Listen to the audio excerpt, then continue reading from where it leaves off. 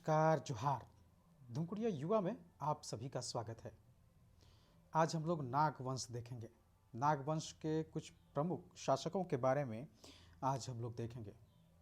JPSC हो या JSSC के एग्ज़ाम हो, इसमें नाग वंश को लेकर प्रमुखता से सवाल कई बार आते हैं। तो इसी संदर्भ में हम लोग नाग वंश को आज देखते हैं। आइए देखते हैं नाग वंश। ये नागवंश का चिन्ह है जो छोटा नागपुर रेजिमेंट को लेकर ये चिन्ह लिया गया था नागवंश से। अगर इनका राज्य की बात करें तो इनका राज्य को आप देख सकते हैं। ये कोकरा जो है या खुकरा जिसको कहते हैं, ये राज्य रहा है नागवंश का, और ये पूरे झारखंड में सबसे प्रमुख राज्य रहा है नागवंशी। इसकी राजधानी शुरुआत में सुतियांबे थी, फिर चुटिया आई, चुटिया के बाद में ये खुखरा गई, खुखरा के बाद फिर ये दुर्जन साल के द्वारा जो है नवरत्नगढ़, उसके बाद पालकोट, फिर रातू में आकर ये स्थापित हुआ। तो इस तरह से राजधानी परिवर्तन भी इसमें बराबर होते रहा है कई कारणों से। आज हम लोग उसी पे देखेंगे नागवंशी। आइए देखते हैं नागवंश। अगर नागवंश के स्रोत के बारे में बात करें तो इसका एक स्रोत तो द्रिपनाथ सहदेव द्वारा दिया गया था अंग्रेजों को। द्रिपनाथ सहदेव द्वारा, जो कि नागवंशी राजा थे उस समय अंग्रेजों के समय में, तो उनके द्वारा कुर्सीनामा दिया गया था। दूसरा राखाल दास हल्दर द्वारा प्रस्तुत है, और राखाल दास हल्दर को आप याद कर रहे होंगे, इनके द्वारा ही भुइंहरी सर्वे किया गया था। तीसरा जो प्रमुख स्रोत है वो है नागवंशावली। नागवंशावली जिसके राइटर हैं बेनीराम महता जिसके राइटर हैं। और चौथा है नागवंशावली झूमर। इसमें भी झारखंड के नागवंश के बारे में जानकारी दी गई है, जो घासीराम कृत है। तो ये चार मेन स्रोत हैं झारखंड के नागवंश के जानकारी के लिए। सबसे पहले अगर बात करें, जो सबसे पहला राजा था वो था आपके फणिमुकुट राय। लेकिन फणिमुकुट राय से पहले ही फणिमुकुट राय का जन्म जो है, फणिमुकुट राय ये झारखंड के पहले राजा थे, फर्स्ट नागवंशी राजाओं में। फणिमुकुट राय का जन्म हुआ था 64 ईस्वी में, और माना जाता है कि पुंडरीक नाग और उनकी पत्नी बनारस से पूरी जा रही थी। इसी क्रम में वे सुतियांबे में ठहरती हैं, और वहीं पर फणिमुकुट का जन्म होता है। पूरी जाने के दौरान सुतियांबे में ये ठहरते हैं, वहीं पर इनका जन्म होता है 64 ईस्वी में। और 64 ईस्वी में ही नागवंश का झारखंड में पदार्पण हुआ था। फणिमुकुट राय का जन्म के बाद इसका पालन मदरा मुंडा ने किया। मदरा मुंडा उस समय के मानकी थे, तो इन्होंने जो है फणिमुकुट राय का पालन किया था अपने पुत्र के समान। 84 ईस्वी में ये राजा बने फणिमुकुट राय। इनको मदरा मुंडा ने इनकी योग्यता के कारण में राजा बनाया। फणिमुकुट राय के बाद में फणिमुकुट राय ने पंचेत राजा की पुत्री के साथ अपना विवाह किया था और कई राज्यों को जीता था। एक अच्छा खासा राज्य उन्होंने नागवंश का तैयार कर लिया था अपने बाहुबल के द्वारा। फणिमुकुट के बाद उनका बेटा मुकुट राय राजा बना। फणिमुकुट राय ने ही सुतियांबे में सूर्य मंदिर का निर्माण किया था। फणिमुकुट राय, इनके द्वारा सुतियांबे में सूर्य मंदिर, जिसके निशान हाल के वर्षों तक देखे जाते हैं। इन्होंने ठाकुरबाड़ी में मूर्ति स्थापना की थी और अपनी राजधानी बनाया था सुतियांबे को। फणिमुकुट राय के दीवान थे पांडे भवराय। पांडे भव राय। तो ये पहले राजा के कुछ काम हैं। अब हम लोग आते हैं अगला प्रमुख राजा है प्रताप राय। प्रताप राय ये नागवंश के चौथे राजा माने जाते हैं। इन्होंने अपनी राजधानी चुटिया बसाई। चुटिया बसाने का कारण ये माना जाता है कि उस समय समुद्रगुप्त द्वारा दक्षिण अभियान चलाया जा रहा था और सुतियांबे उस मार्ग के काफ़ी नज़दीक था जो दक्षिण की ओर जाती है। इसीलिए उन्होंने अपनी राजधानी चुटिया लेकर आए जो कि स्वर्णरेखा नदी के किनारे था। यहीं पर उन्होंने अपनी राजधानी बसाई और बाहर से काशी से कई लोगों को बुलाकर यहाँ पर बसाया था। गुप्तों का प्रभाव झारखंड में देखा जाता है और विशेषकर समुद्रगुप्त का। झारखंड में अगर हम लोग राजाओं की बात करें जिनका प्रभाव रहा है तो उसमें समुद्रगुप्त, शशांक, उसके बाद अकबर का भी कुछ प्रभाव देखा जा सकता है। इसमें शेरशाह सूरी का प्रभाव पड़ा है झारखंड में। तो कुछ एक राजाओं का प्रभाव झारखंड में प्राचीन मध्यकालीन भारत में देख सकते हैं। शशांक ने झारखंड में शैव धर्म की स्थापना की। कई मंदिर उस समय के देखे जा सकते हैं। साथ ही पाल वंश का भी प्रभाव रहा है झारखंड में। बौद्धों का शशांक ने ही झारखंड में एक तरह से विनाश किया था। अब आते हैं हम लोग पाल, गुज्जर और राष्ट्रकूट काल में। पाल, गुज्जर प्रतिहार और राष्ट्रकूट के समय आखिर इस समय क्या स्थिति थी। इसमें एक प्रमुख राजा रहे गजघंट राय। ये नागवंशी राजा थे गजघंट राय। इन्होंने हापा मुनि जो कि गुमला में है, तो हापा मुनि में इन्होंने महामाया मंदिर का निर्माण किया था।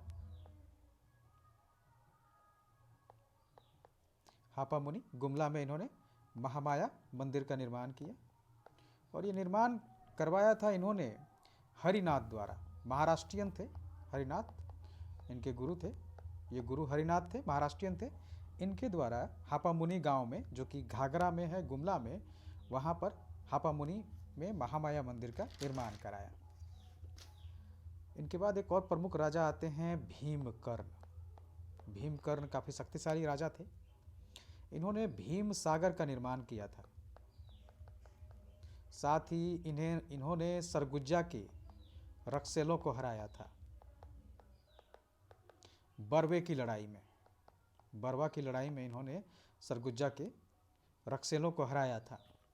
कोराम्बे में जो युद्ध हुआ था, कोराम्बे लोहरदग्गा में है, वहाँ जो युद्ध हुआ था वो इतना भयानक था कि उसको छोटानागपुर का हल्दी घाटी कहा जाता है।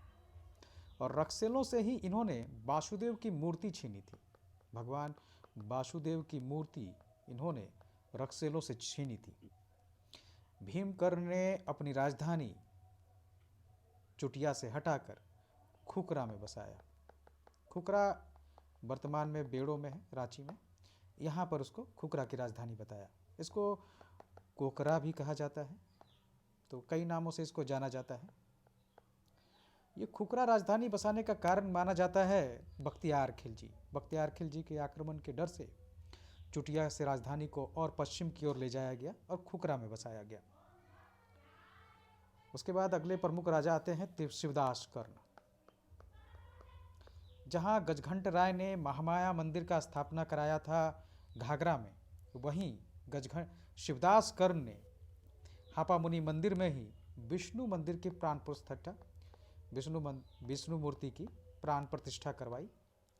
और ये करवाया था उस समय के उनके राजगुरु थे सियानाथ देव। तो सियानाथ देव के द्वारा उन्होंने विष्णु मूर्ति की स्थापना करवाई हापा मुनि मंदिर में। अगले राजा जो प्रमुख आते हैं वो है छत्र राय। छत्र राय इन्होंने कोराम्बे में जो कि लोहरदग्गा में है, वहां पर वासुदेव राय की मूर्ति स्थापित की 1437 ईस्वी में। माना जाता है कि इसी के आकर्षण से पुरी से मथुरा जाते हुए चैतन्य महाप्रभु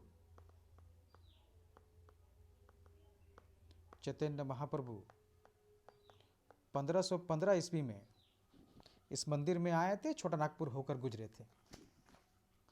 बसुदराय की मूर्ति के, इस मंदिर के आकर्षण से, चैतन्य महाप्रभु 1515 में। और चैतन्य महाप्रभु का गहरा प्रभाव खासकर झारखंड के दक्षिण पश्चिम भाग में देखा जा सकता है, दक्षिण पूरब भाग में देखा जा सकता है, खासकर पंचपरगना क्षेत्र में। अगले प्रमुख राजा आते हैं प्रतापकर्ण। प्रतापकर्ण जिस समय राजा थे, राजधानी को तमाड़ राजा ने घेर दिया था। तमाड़ राजा के घेर देने के कारण दिन के आधे पहर तक राजा अपने किले में कैद थे। सहायता के लिए इन्होंने खैरागढ़ के सरदार बागदेव और सिंहदेव को बुलाया। ये दोनों बहादुर भाई थे। इन्होंने तमाड़ के राजा को हराया और 1368 ईस्वी में इन्होंने रामगढ़ राज्य की स्थापना की। बागदेव सिंह पहले राजा होते हैं रामगढ़ राज्य के। अगला प्रमुख राजा हैं मधुकरण शाह। मधुकरण शाह का कार्यकाल अकबर के समय रहा है और इन्होंने शाह की उपाधि मुगल प्रभाव से ही ली है। यह अकबर के समकालीन थे। 1585 ईस्वी में अकबर ने शहबाज खां कम्बू को इनके खिलाफ भेजा था, मधुकरण शाह के खिलाफ, और शहबाज खां कम्बू ने मधुकरण शाह को हरा दिया था और पकड़कर इनको अकबर के दरबार में भी ले गए थे, जहां पर माना जाता है कि मधुकरण शाह ने शेर को हराया था और जिसकी बहादुरी से खुश होकर अकबर ने इसको आज़ाद कर दिया था। अकबर के आक्रमण का मुख्य कारण शंख नदी के हीरो के आकर्षण को माना जाता है। अगले महत्वपूर्ण राजा हैं दुर्जनशाल। दुर्जनशाल का कार्यकाल जहांगीर के समय का माना जाता है। 1615 में जहांगीर ने अपने सिपासलार, बिहार के सूबेदार थे इब्राहिम खान को हीरा और दुर्जनशाल के कर न देने के कारण इब्राहिम खान को दुर्जनशाल के खिलाफ भेजा। इब्राहिम खान ने 1615 में इनको कैद करके ग्वालियर के किले में डाल दिया। इनसे कई हीरे भी छीन लिए गए थे, जिसमें एक हीरा तो 1 लाख रुपए से अधिक का था, तो काफ़ी महंगा हीरा था। और हीरो के कारण ही जहांगीर ने दुर्जनशाल पर आक्रमण करवाया था। 1615 से 1627 तक ये ग्वालियर किले में कैद थे, 12 वर्ष।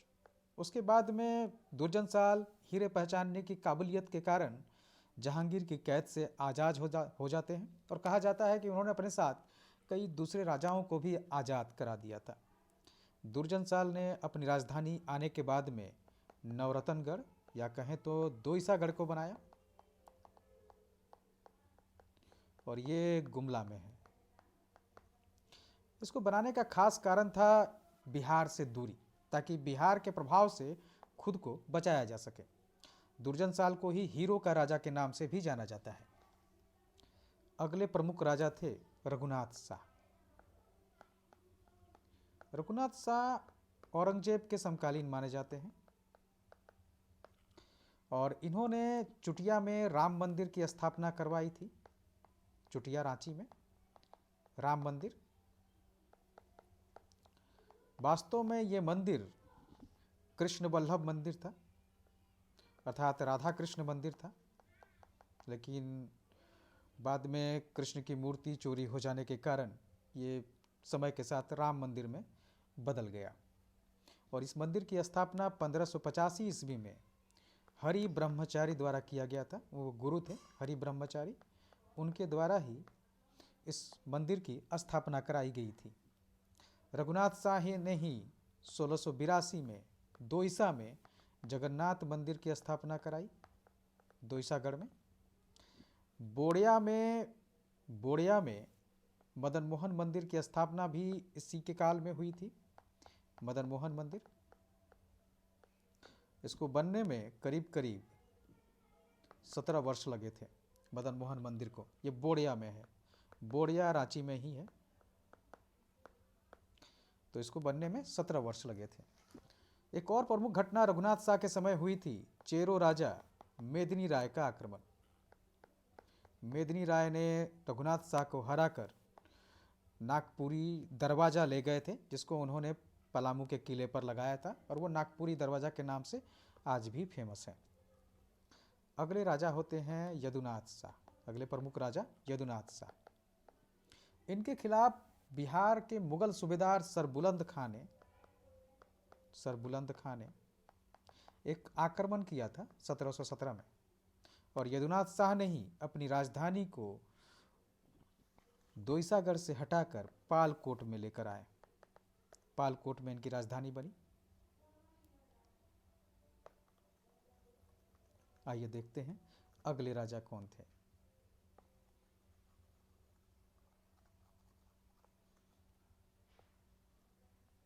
अगले राजा की बात करें तो उदयनाथ शाह। अगले प्रमुख राजा थे नागवंश में उदयनाथ शाह। इसी के समय अलवर्दी खान उस समय बंगाल के नवाब थे। इसके समय शुरुआत किया गया रामगढ़ के राजा के माध्यम से अलवर्दी खान को टैक्स देना। उदयनाथ शाह के समय शुरू हुआ था। छोटानागपुर के नागवंशी राज्य का रामगढ़ के राजा के मार्फत अलवर्दी खान को कर या नजराना देना। अगले प्रमुख राजा रहे द्रपनाथ शाहदेव।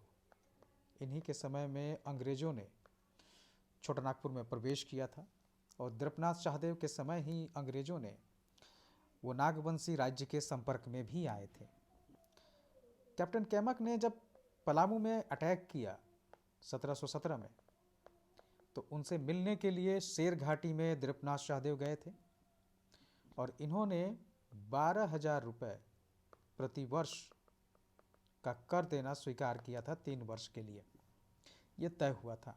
एक घटना ये भी मानी जाती है कि कैमक और द्रपनाथ शाहदेव के बीच पगड़ी अदला बदली की गई थी, क्योंकि द्रपनाथ शाहदेव नागवंशी राजा थे। इनकी पगड़ी में कई हीरे थे, और हीरों को देखकर कैमक के मन में लालच आ गया। उन्होंने कहा कि दोस्ती में पगड़ी बदली जानी चाहिए, हैट, और इन्होंने आपस में अपना हैट बदला, और द्रपनाथ शाहदेव को इनका कोरा हैट मिला और कैमक को हीरे मिल गए पगड़ी के साथ में। अगले प्रमुख और नोटिसेबल राजा हैं गोविंदनाथ शाहदेव। गोविंदनाथ शाही के समय में ही British company East India Company ने 1817 में नागवंशी राज्य को सीधे अपने अधिकार में ले लिया। उसके बाद जो प्रमुख राजा आते हैं वो है उदयनाथ शाहदेव। उदयनाथ शाहदेव इन्होंने रातू में अपनी राजधानी बनाई और वहां पर गढ़ भी बनाया। अंतिम राजा माने जाते हैं चिंतामणि नाथ शरण, क्योंकि इसी के साथ भारत सरकार ने जमींदारी कानून खत्म कर दिया था और जमींदारी या कहें तो राज्य खत्म हो गया। तो नागवंशी राजाओं के प्रमुख राजाओं का कुछ एक संक्षिप्त परिचय है। आप नागवंशी राजाओं के इन प्रमुख परिचय को देख सकते हैं। धुमकुड़िया की क्लासेस अभी जारी हैं 14 JPSC को लेकर, पीटी और मेंस को लेकर।